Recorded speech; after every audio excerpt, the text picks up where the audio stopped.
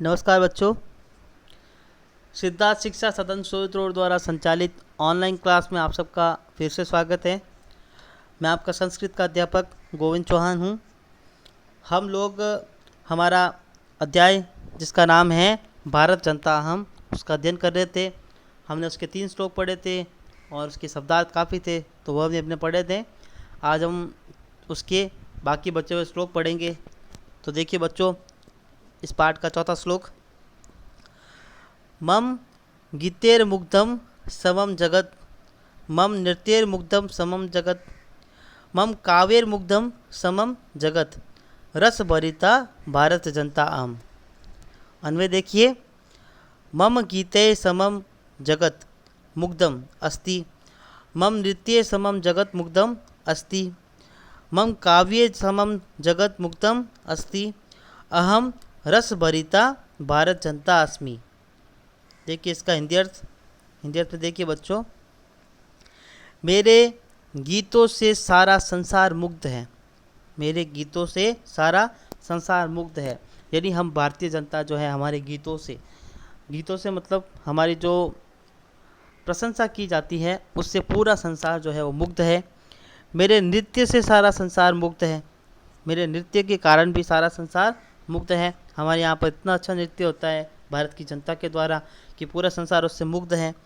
मेरे काव्य से सारा संसार मुग्ध है, और यहाँ पर हमारे जो कवि हैं वो जो काव्यों की रचना करते हैं उससे पूरा संसार मुग्ध है। मुग्ध का मतलब होता है वो सब पूरे संसार को वो चीज़ें अच्छी लगती हैं। मैं आनंद रस से परिपूर्ण भारत की जनता हूँ। मतलब रस कौन सा? आनंद रस। एक ऐसा रस जिसको सुनने के बाद आप आनंद की प्राप्ति करते हो, आपको आनंद आता है, उस रस से मैं परिपूर्ण हूँ, मैं भरी हुई हूँ, मैं भारत की जनता हूँ। मतलब भारत की जनता के अंदर कई ऐसे व्यक्ति हैं, मतलब ये समझ लो सारे व्यक्ति ऐसे हैं जिनके अंदर आनंद भरा हुआ आता है। वो कैसी भी समस्या के अंदर होंगे लेकिन उनके अंदर आनंद जरूर भरा होगा, उनको खुशी ज़रूर होगी। उल्टा दूसरे देशों के अंदर लोग जो होते हैं वो बहुत ही समस्या में रहते हैं, टेंशन के अंदर रहता है, लेकिन हमारे भारतीय लोग जो है वो जब उनको कोई किसी प्रकार की समस्या भी होती है तो वो उसमें भी खुशी ढूंढ लेते हैं। तो वो आनंद रस से परिपूर्ण है। हमारी भारत की जनता है वो आनंद रस से परिपूर्ण है। तो इस श्लोक में यही कहा गया है कि मेरे गीतों से सारा संसार मुग्ध है। मेरे गीतों से पूरा संसार, मेरे गीत जो है वो सारे संसार को अच्छे लगते हैं। मेरे नृत्य से सारा संसार मुग्ध है। मेरा नृत्य जो है वो पूरे संसार को अच्छा लगता है। मेरे काव्य से सारा संसार मुग्ध है। हमारे यहाँ के कवि इतना अच्छा काव्य जो है उसकी रचना करते हैं कि उससे भी सारा संसार जो है वो मुग्ध है। और मैं आनंद रस से परिपूर्ण भारत की जनता हूँ। व्याकरण देखिए इसका। गीतेर मुग्धम, गीतेर मुग्धम में देखिए आप, गीताय धन मुग्धम। यहाँ पर ऋत्विक संधि है बच्चों। यहाँ पर तीनों शब्द मैंने लिखे, तीनों के अंदर ऋत्विक संधि है। तो एक बार मैं आपको समझा दूँ, बाकी दोनों शब्द आपके सामने हैं बच्चों। ऋत्विक संधि के अंदर क्या होता है कि जब विसर्ग से पहले आ के अलावा कोई अन्य स्वर होना चाहिए। विसर्ग से पहले आ के अलावा कोई अन्य स्वर होना चाहिए, और उस विसर्ग के बाद में कोई स्वर और कोई व्यंजन। लेकिन व्यंजन क्या नहीं होना चाहिए? किसी भी वर्ग का पहला और दूसरा वर्ण नहीं होना चाहिए। कोई भी वर्ग है, जैसे च वर्ग है, क वर्ग है, कोई भी वर्ग है, उसका पहला और दूसरा वर्ण नहीं होना चाहिए। क्योंकि अगर पहला और दूसरा वर्ण होगा तो वहाँ पर संधि थोड़ी अलग हो जाएगी, ऋत्व नहीं होगी, वहाँ पर सत्व हो जाएगी। तो वापस सुनिए। विसर्ग से पहले अ के अलावा कोई अन्य स्वर होना चाहिए।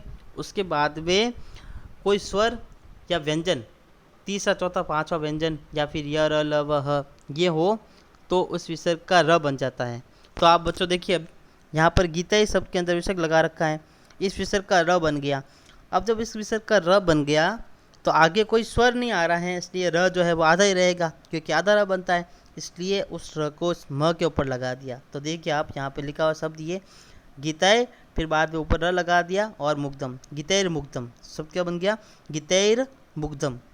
उसी प्रकार से यहाँ पर भी क्या देखिए, नृत्यैर मुग्धम तो नृत्याय धन मुग्धम, काव्यैर मुग्धम काव्याय धन मुग्धम। तो इन तीनों शब्दों के अंदर बच्चों ऋत्विक संधि है। अब देखते हैं हम अपना पांचवा श्लोक। पांचवें श्लोक पे क्या है देखिए बच्चों। उत्सव प्रियाहम श्रम प्रिया, पद यात्रा देशातनम प्रिया लोक क्रीडासक्ता वर्धेर अतिथि देवा भारत जनता अहम। अन्वय देखिए, अहम भारत जनता उत्सव प्रियां श्रम प्रिया पद यात्रा देशाटनम प्रिया लोक क्रीडासक्ता अस्मि अहम अतिथि देवा वर्धे। हिंदी अर्थ देखिए बच्चों,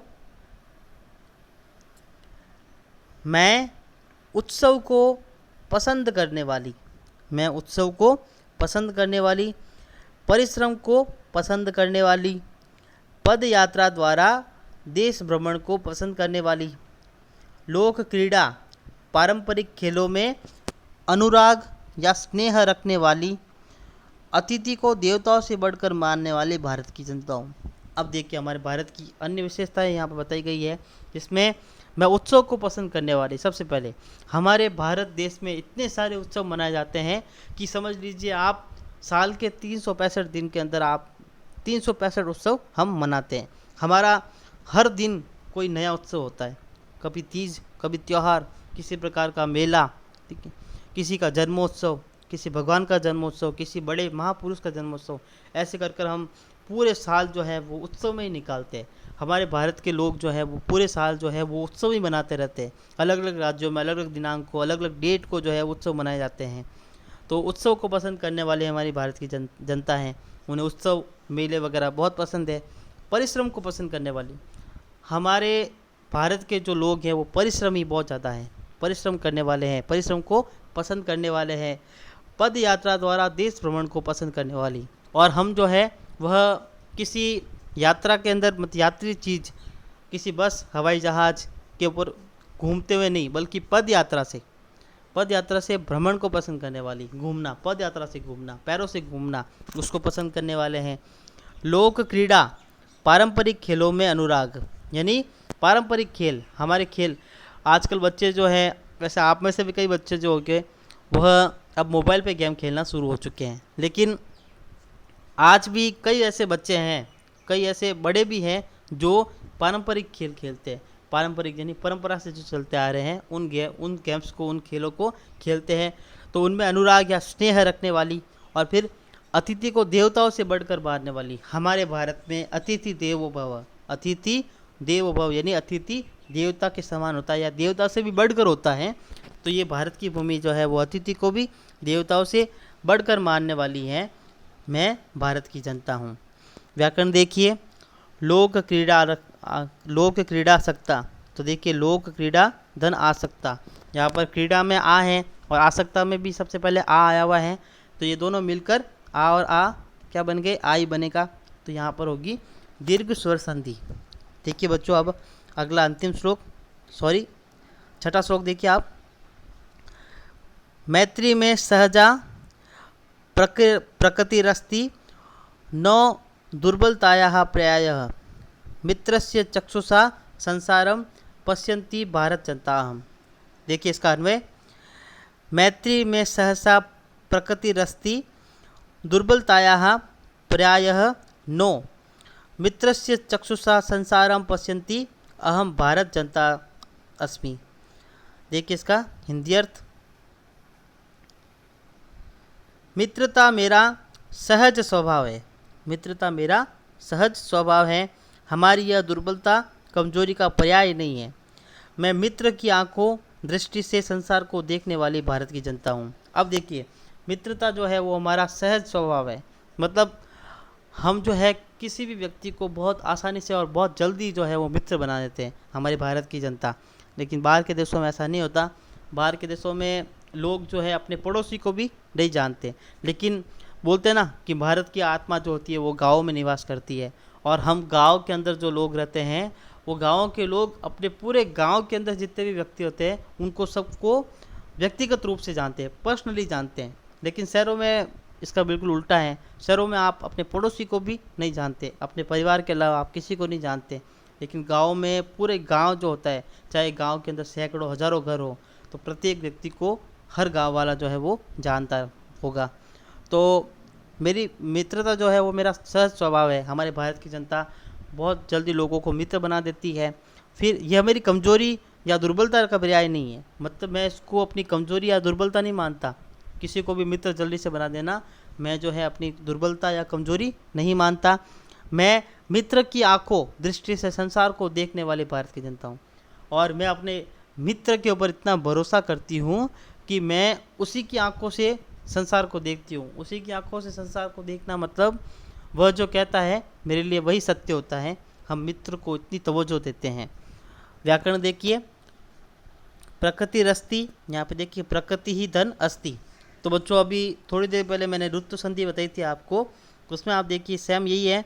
विसर्ग से पहले अ के अलावा कोई अन्य स्वर होना चाहिए, उसके बाद कोई स्वर या तीसरा चौथा पांचवा वर्ण या य र ल व ह आए तो क्या हो जाता है, विसर्ग का र बन जाता है। तो यहाँ पर अब देखिए विसर्ग का र बना और उसके अंदर अ मिल गया, इसलिए देखिए प्रकृति फिर रस्ती शब्द बना।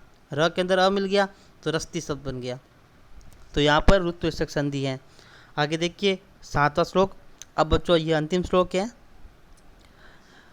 विश्वस्मिन् जगति गता अस्मि, विश्वस्मिन् जगति सदा दृश्ये, विश्वस्मिन् जगति करोमि कर्मः कर्मण्या भारत जनता हम। देखिए इसके बारे में, इसका अन्वय देखिए बच्चों। अहम विश्वस्मिन् जगति गता अस्मि, अहम विश्वस्मिन् जगति सदा दृश्ये, अहम कर्मण्या भारत जनता विश्वस्मिन् जगति कर्म करोमि। हिंदी देखिए, मैं संपूर्ण विश्व में गई हुई हूँ। मतलब भारत की जनता जो है वो संपूर्ण विश्व में गए हुए। विश्व में के किसी भी भाग, ऐसा कोई भाग नहीं होगा जहाँ पर भारत की जनता नहीं गई हुई है। तो मैं संपूर्ण विश्व में गई हुई हूँ, मैं संपूर्ण विश्व में देखी गई हूँ और मुझे संपूर्ण विश्व देखता है। भारत की जनता को संपूर्ण विश्व देखता है। मैं कर्मशील भारत की जनता हूँ। कर्मशील, मैं हमेशा अपने कर्म पर आधारित रहती हूँ। मैं संपूर्ण विश्व में कार्य करती हूँ और हमारी भारत की जनता जो है वो संपूर्ण विश्व में कार्य करते हैं। तो बच्चों आपका ये श्लोक वाला पार्ट जो है वो पूरा हुआ।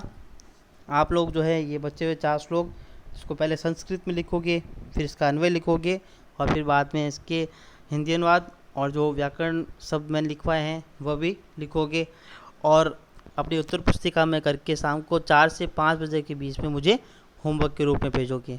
धन्यवाद।